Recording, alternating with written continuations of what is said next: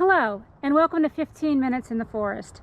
I'm Karen Snape with Virginia Cooperative Extension, and today I'm bringing you part 2 of my series on storm damage to your woodlands.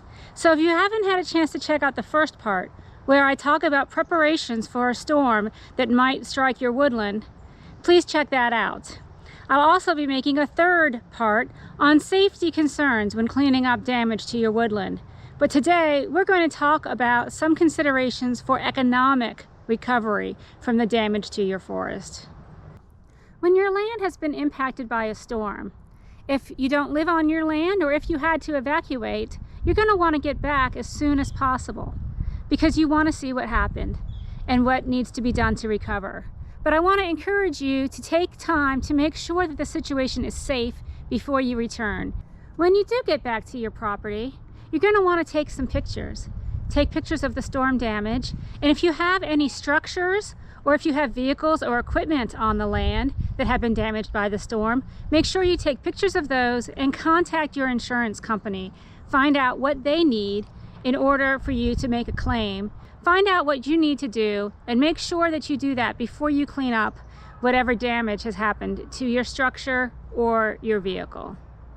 In my Before the Storm video, we heard from Rick Hamilton, a retired extension specialist from North Carolina. He talked to us about establishing basis before the storm strikes. Now, let's hear what he has to say about how to use that information after the storm.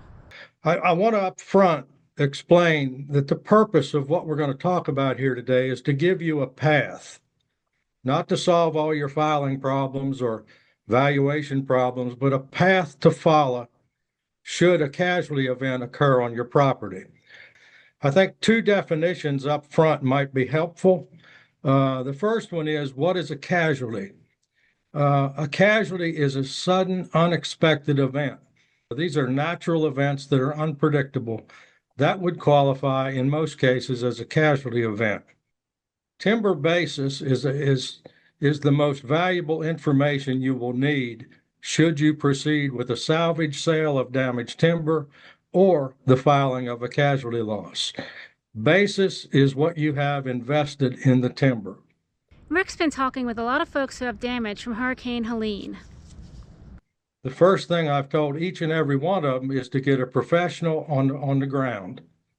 A state forest agency personnel, an extension forester, if they have a consulting forester, get them on the ground, because we need to figure out several things. What is the type of damage? What is the extent of the damage? And thirdly, is there salvage possible? Can the timber be retrieved and salvaged? So this is the first step. And I can tell you, this is widely variable. But anyway, that needs to be looked at. And I'm going to assume in this first part that we do have timber that's still standing. It's still somewhat intact. It's probably going to die, but it's still usable. The IRS requires that you attempt to salvage this timber. Now, a salvage sale is a little bit tedious. The timber markets may be flooded. The timber prices may be down. It's an extremely difficult logging situation, and it may be hard to find a crew or a buyer to do this. But the main point here is an attempt needs to be made and documented, and therefore keep records of your attempts to salvage. Now, if you do a salvage sale, it's going to be treated exactly like a regular timber sale. You'll receive income. You can deduct costs of sale. You can deduct timber basis. And it will come up with either a net gain or a net loss, which will be filed on usually Schedule D for investors or other business forms for businesses. But a salvage sale is treated like a regular timber sale. Okay, case 2, we can't salvage. No salvage can be found. Now we need to consider, is it worth pursuing a casualty loss deduction? Remember, if we do that, we're going to need appraisals. We're going to need documentation and verification of basis. We're going to need to have a detailed description of the damage. And this is most often done by a consulting forester who will charge a fee. So is it worth going forward or not? First of all, the evaluation you did, if it's totally destroyed and the stand has no future, it's a casualty. Let's write it off. So that's step one. Step two, what is your basis? This is the most important concept because in the casualty loss world, the casualty deduction is limited to the lesser, remember, lesser of the decrease in fair market value or the basis, whichever is less. So if you don't have a basis, or if you have an extremely low basis, then the likelihood of paying somebody to claim a small amount of deduction likely won't be worth it. But if the timber is valuable, you recently acquired it, you have a very high basis, that's step one. That leans in the direction of pursuing a casualty loss deduction. So what information do you need and where do you file? So you want to get a copy of Form 4684, and in that case, it'll ask for two pieces of information. Number one is the fair market value of the loss. Okay, let me give you an example. Let's assume that prior to the casualty event, the timber was worth $10,000. The consultant finds that what's left is $1,000 worth. So what is your fair market value loss? $9,000. Okay. Now, what is your basis in the timber? Well, your records and your data and all the things you've kept, you have an adjusted basis in this timber of $5,000. So what is your loss? $9,000? Nope. That's what most people think. The real loss that will be filed will be the basis, which is $5,000. You're going to need a consulting forester. Okay? I mean, they're going to do the fair market value appraisal. They'll review and calculate your basis, help you with that. They will charge a fee. Okay? You also need to have a knowledgeable CPA or tax attorney. Make absolutely certain the tax attorney that you hire or the CPA is knowledgeable of timber taxation, because it is much more complicated than we're going through here today. And the last thing I will say is that every situation is unique. The damage is unique. The ownership acreage is unique. Whether it's a new basis or an old basis is unique.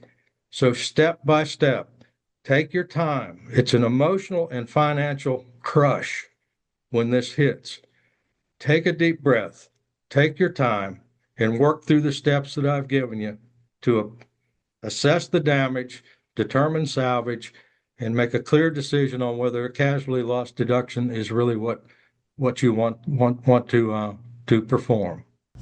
I asked Rick to tell us more about federally declared disasters like Hurricane Helene. What if you're in a federally declared disaster area?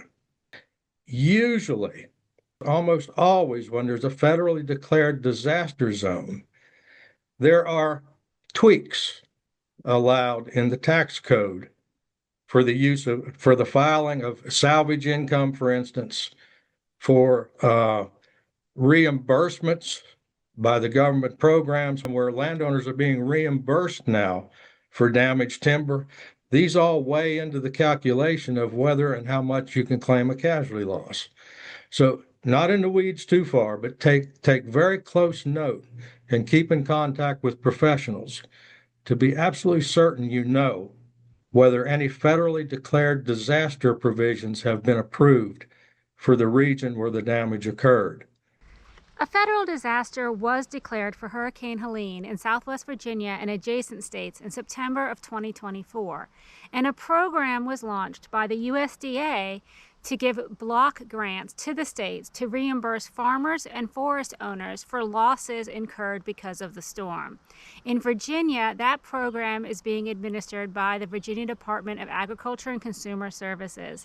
Now, the window for application has closed, so I'm not going to go into a lot of detail, but basically this program can reimburse forest owners for loss of timber value on their property.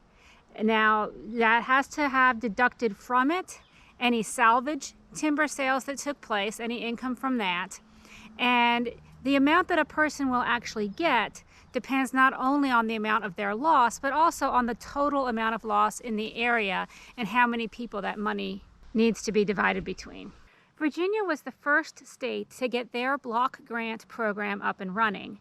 And the window closed in November, but it opened in September of 2025, a full year after the hurricane took place. And when I talked to Rick, I asked him about claiming a casualty loss on your taxes, and he says that it should be done in the year in which the casualty event occurred, and that if you expect to get a reimbursement or income from a salvaged timber sale, you should estimate that in your casualty claim. And so I think this is just a really important reminder of having a good accountant who understands timber taxes and disaster events and things like that, because you might end up having to either file some kind of an extension or some kind of a revision when programs like this come up well after the event. Forestry is a long-term endeavor, and in forestry we're always looking at our next forest and what it will be like and how it can be as productive as possible and meet our goals as well as possible. And that's something to keep in mind here too. The losses are real, but in our recovery we need to focus on the future of that forest. So whether that is getting it clear enough for a planting crew to come in, it doesn't have to be super clear, but enough for a planting crew to come in and replant a pine forest, or whether that means making plans for natural hardwood generation and how to favor the species that we want to grow on the new stand and establish that healthy next forest. Now, there are some programs available to help with the reestablishment of a new productive forest. So of course the Virginia Department of Forestry already has the Reforestation of Timberlands RT program for planting pines. They also have the Hardwood Initiative.